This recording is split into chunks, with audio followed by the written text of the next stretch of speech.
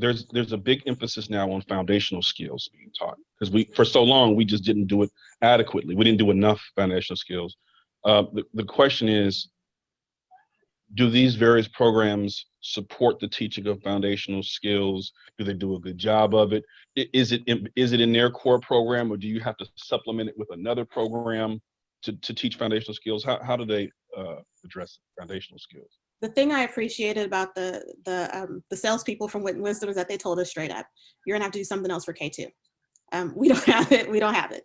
And they made some suggestions, but teachers said, you know what? Let's just take OCR Green. We know that it works.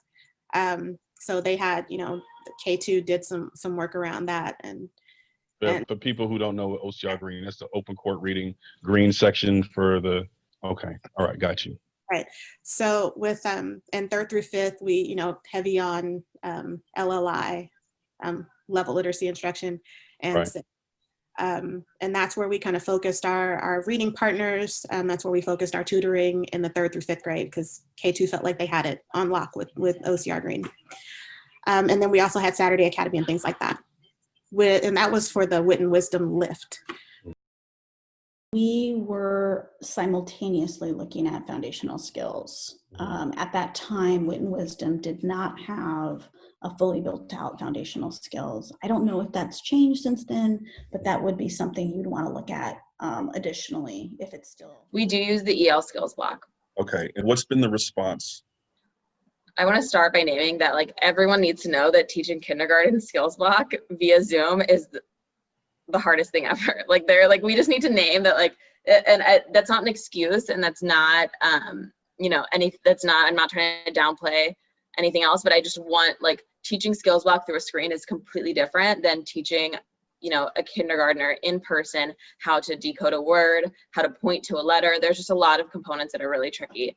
I will say that our teachers have responded really well to the skills blocks. As an organization, we're still working on norming on what the assessment components of benchmarks look like and how we're tracking that and what we're doing with that data. But as far as the actual block itself and the materials that are provided, our teachers have been really receptive and really like it. For EL Ed, the K2 teachers feel like it's better, but they're still asking some of them asked and some of them just went ahead and did it. We're going to go ahead and go back to, using some of the open court reading green section for letter sounds and for the decodables and things like that, because they felt like it was just better targeted to student needs. And that's the teachers. Part of it is teacher agency of saying it's not enough for my kids, or yeah. I think my kids need something more. Mm-hmm. It's not even so much changing a program as it is saying, hey, I got to get more in my kids in their hands or do more with them. So they kind of did that on their own.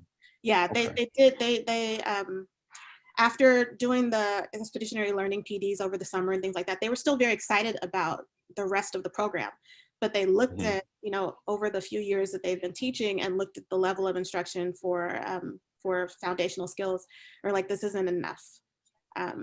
We need to be hammering this more and they feel the urgency. If we don't get this right by kinder first grade, then by the time they hit second grade, which is where you'll see a lot of our pitfalls, by the time you hit second grade, and our kids still aren't able to read, at least a few multisyllabic words, they don't have understandings of prefixes and affixes and things like that, then, it's all downhill from third grade on.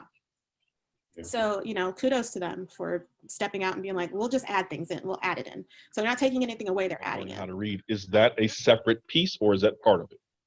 It's part of it. It's all part of it. It's three components. So there's the shared reading, ELA, and then the differentiated instruction small group that focuses on their level, which is foundational skills. Bookworms, the only section that we were looking at was the foundational skills, which were pretty strong as well. Okay. But you were before in terms of the teaching kids to read. Mm-hmm. I think SIPS is better than being a reader in that way, to go back to that. Mm-hmm. But you've heard me say that before. No, but yeah, okay. I think that works for all kids. So it might be something that if adopted, you would have to switch out SIPS with the foundational skills piece being a reader if you were doing that for tier 1, as opposed to having SIPS as tier 2 and being a reader as tier 1. You don't necessarily have to. Being a reader is pretty strong. I would just make sure that you're adopting both if you were to pick it up, because that will guarantee that all kids learn to read. Adopt And both, meaning in have SIPs be tier 2 to catch anybody that doesn't. Yeah, if you're doing the whole suite, I would do that. But in Oakland, the RTI triangle is inverted. And so a majority of kids need some more systematic instruction than initially thought.